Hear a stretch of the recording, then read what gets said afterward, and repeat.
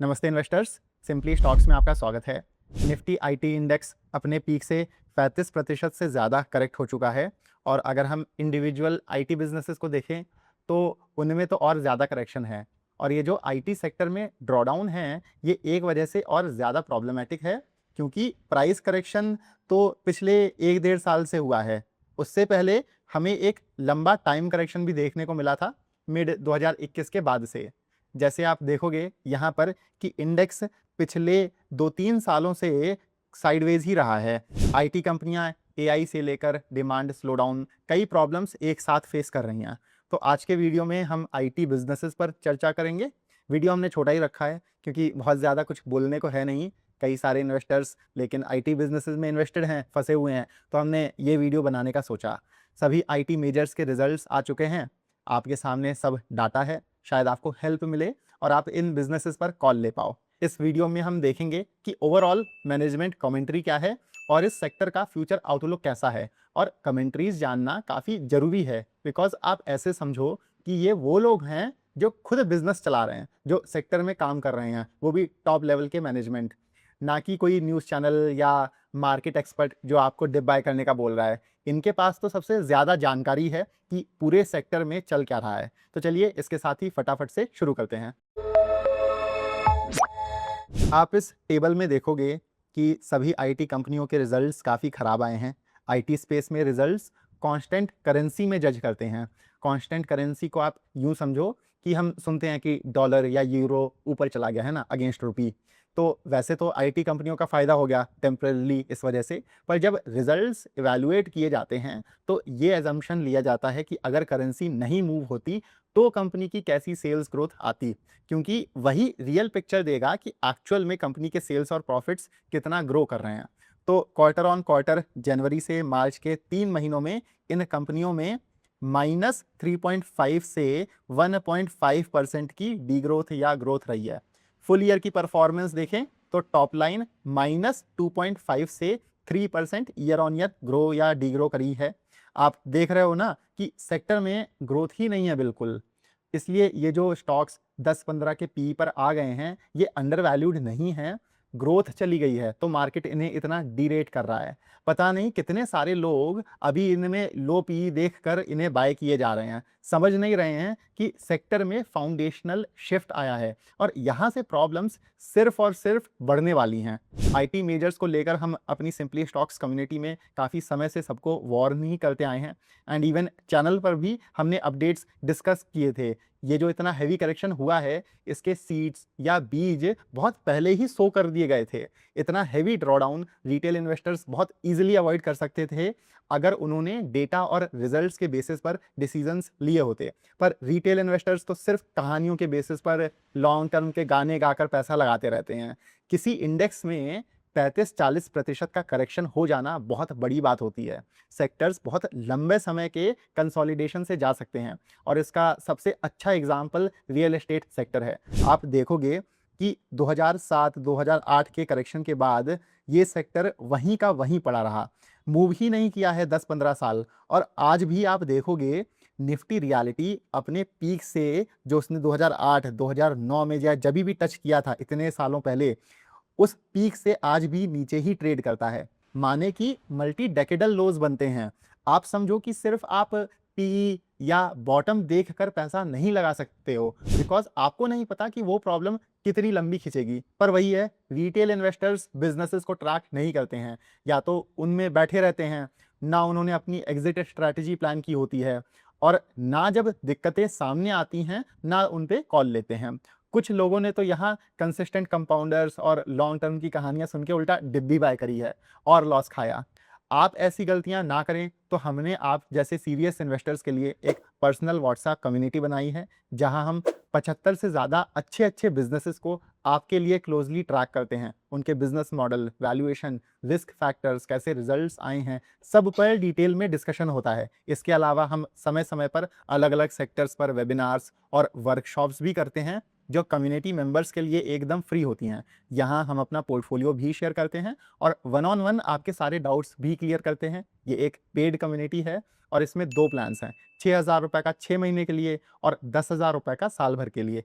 6 महीने वाले प्लान में आपका महीने का रेट 1000 रुपये पड़ेगा और साल भर वाले में आपको मंथली रेट बस 850 रुपये पड़ेगा। तो अगर आप इंटरेस्टेड हैं, आप इस नंबर पर व्हाट्सएप कर दीजिए, वरना आप नीचे दिए हुए लिंक से हमें कॉन्टैक्ट करके ये कम्युनिटी ज्वाइन कर सकते हैं। खैर, वापस से हम लोग अपने डिस्कशन पर आते हैं। तो हम आपको बता रहे थे कि ये जो दिक्कतें हैं ये कोई नई नहीं हैं। पिछले 2-3 साल से आप सुनते आए होंगे कि यूएस, यूरोप में स्लो डाउन आ रहा है। कंपनियां फायरिंग कर रही थीं, आईटी बजट्स कम करना शुरू कर दिया था उन्होंने। माने कि पिछले 2-3 सालों से ही आईटी कंपनीज में ग्रोथ आना बंद हो गई थी। और हमको यही सरप्राइजिंग लगता है क्योंकि कई लोग उस समय भी इनमें डिप बाय करने की एडवाइस दे रहे थे, सारे फैक्ट्स को इग्नोर करके। हम नाम नहीं ले सकते, पर कुछ मशहूर फंड मैनेजर्स से लेकर कुछ फिनफ्लुएंसर्स आईटी स्टॉक्स लेने का बोलते थे।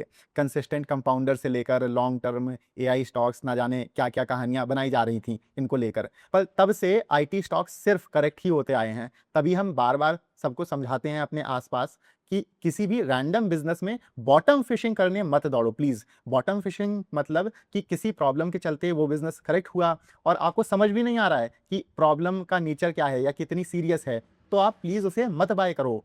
आपको नहीं पता कि वो प्रॉब्लम कब सॉल्व होगी, उसे 6 महीने भी लग सकते हैं और 6 साल भी लग सकते हैं। ये जो स्लो डाउन आया है, कोई इसको प्रिडिक्ट नहीं कर सकता है कि ये कितने समय तक रहेगा और पूरा आईटी जो सेक्टर है आपका कितने समय तक ये पूरा कंसोलिडेशन के फेज से गुजरेगा, ये कोई भी नहीं प्रिडिक्ट कर सकता है। कनाडा, यूएस से लेकर यूरोप, सभी मेजर मार्केट्स में कोई ना कोई प्रॉब्लम्स चल रही हैं। फिर वेंडर कंसोलिडेशन अलग हो रहा है। वेंडर कंसोलिडेशन मतलब कि इन ज्योग्राफीज में बड़ी कंपनियां छोटी कंपनियों को खरीद रही हैं या मर्जर्स हो रहे हैं। ऐसे में क्या होता है कि जहां पर आईटी बजट्स या सिस्टम्स की ओवरलैपिंग होती है, वहां पर बजट्स कट कर दिए जाते हैं। TCS, Wipro, HCL, tech Mahindra, Infosys, आप जिस किसी की भी मैनेजमेंट कॉल सुन लो जाके, किसी का भी मैनेजमेंट ग्रोथ पर कुछ भी नहीं बोल रहा है। उनको खुद नहीं पता है कि अगले साल या उसके अगले साल ऑर्डर्स मिलेंगे कि नहीं, या बिजनेस डिक्लाइन करता चला जाएगा यहाँ से उनका। और विप्रो का तो आप सुन के सरप्राइज हो जाओगे, उन्होंने गाइडेंस दी है -2 से 0% ग्रोथ की। माने कि बेस्ट केस में हमारी सेल्स फ्लैट या सेम रहेंगी और उल्टा चांस है कि सेल्स गिरें। सो आप देख रहे हो ना कि कितना खराब डिमांड एनवायरनमेंट है कि इनको उस स्पीड से ऑर्डर्स ही नहीं मिल रहे हैं या काम ही नहीं मिल रहा है। ऐसे में कहाँ से सेक्टर आपको पैसा बना कर देगा या कैसे इन्वेस्टर्स को पैसा बना कर देगा? और जो हमने बोला था कि यहाँ से प्रॉब्लम्स सिर्फ और सिर्फ अभी बढ़ती चली जाएंगी, प्रॉब्लम्स ये जो हैं ये बस शुरू हुई हैं। शुरू इसलिए क्योंकि कई सारी कंपनियां अभी पुराने कॉन्ट्रैक्ट्स पर काम कर रही हैं जो उन्होंने थोड़े समय पहले जीते होंगे। 2022 के अंत में आपका चैट जीपीटी आ गया था, तो इनिशियली काफ़ी नॉइज, डिसबिलीफ थी और ऐसा फैड टाइप ओपिनियन था कि मे बी ये जो चीज़ है ये शॉर्ट टर्म रहेगी।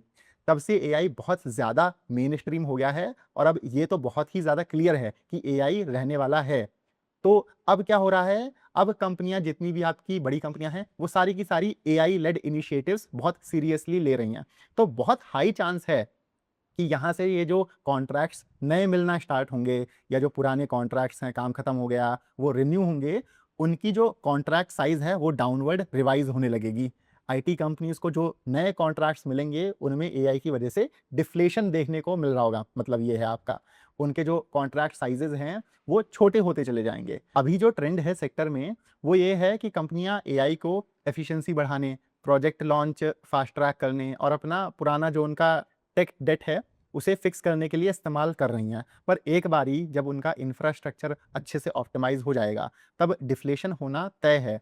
ये एग्जांपल एआई डिफ्लेशन का हम बार बार अपने चैनल पर भी देते आए हैं कि मान लेते हैं पहले कोई आईटी कंपनी 5 या 10 इंजीनियर्स को क्लाइंट के लिए बैठाकर काम करवाती थी और उनको बिल करती थी।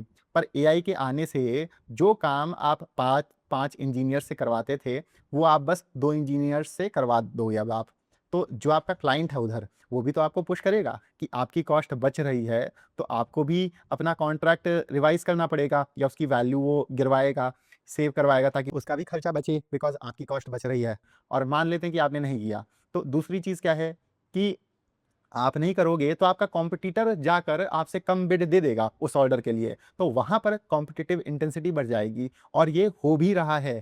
टाटा एलेक्सी के मैनेजमेंट ने बताया कि सर्टेन ऑर्डर्स में उनको कंपटीशन से इतनी कम बिड देखने को मिली है कि वो सरप्राइज हो गए हैं कि वो पता नहीं कैसे एआई का यूज कर रहे हैं, नहीं कर रहे हैं, पता नहीं क्या है कि उनके जो कॉम्पिटिटर्स हैं वो कॉन्ट्रैक्ट के लिए इतना कम कैसे कोट कर पा रहे हैं, उनके पास खुद आंसर नहीं है, वो लोग सरप्राइज हो गए हैं। तो सेक्टर में प्राइसिंग प्रेशर ज़रूर आने वाला है। तो एक तो बिल्कुल ग्रोथ नहीं है, जो भी हेल्थ केयर, मैन्युफैक्चरिंग, टेलीकॉम या मीडिया कंपनीज़ हैं, इन सब ज्योग्राफीज़ में वो अपने आईटी बजट्स बहुत रिस्ट्रिक्ट करके बैठी हुई हैं। एकदम आप समझ लो ग्रोथ है ही नहीं, एकदम फ्लैट हैं उनके बजट्स। और उसके ऊपर एआई डिफ्लेशन, और क्योंकि इधर सेक्टर ग्रो नहीं कर रहा है, कॉन्ट्रैक्ट वैल्यूज़ कम होंगे एआई के डिफ्लेशन से। और साथ में क्या होगा, दूसरी साइड पर आईटी कंपनीज़ में आपस में कॉम्पिटिशन बढ़ता चला जाएगा। और आप प्लीज़ एआई डिफ्लेशन को कैजुअली मत लो। 3 हफ्ते पहले ओरेकल ने भारत में 12,000 एम्प्लॉइज़ को जॉब से निकाल दिया था। और जब हम ये वीडियो के लिए रिसर्च कर रहे थे, तो देखा कि मेटा माने कि फेसबुक ने अपनी 10% वर्कफ़ोर्स या 8,000 लोगों को फायर कर दिया है। तो ये जो एआई लेड डिसीजंस हैं, ये हो रहे हैं। कंपनियों को अब पहले जितने आईटी इंजीनियर्स नहीं चाहिए हैं, और जहां आपकी कॉस्ट गिरेगी, एम्प्लॉई कॉस्ट गिरेगी, वहां पर कॉन्ट्रैक्ट्स के वैल्यूज़ भी गिरेंगे, ये तय है। अब यहाँ पर एक काउंटर क्या आता है कि एआई सर्विसेज का रेवेन्यू कंपनियों को हेल्प करेगा।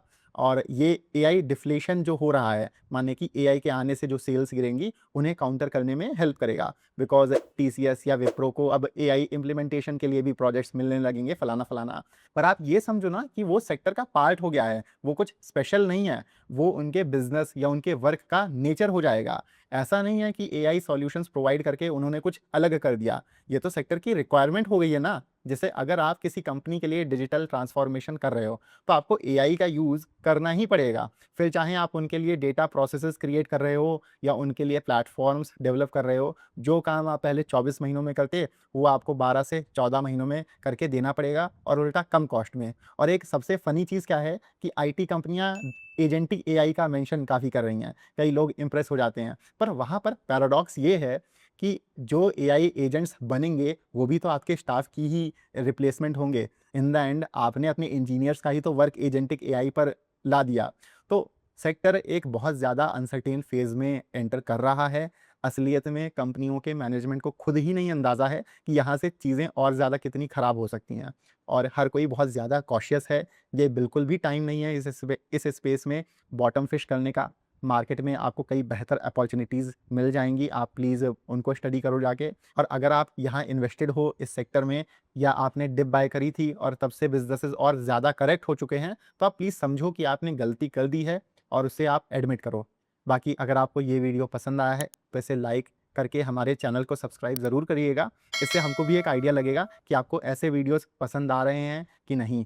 बाकी मिलते हैं हम आपसे अगले वीडियो में। Happy investing.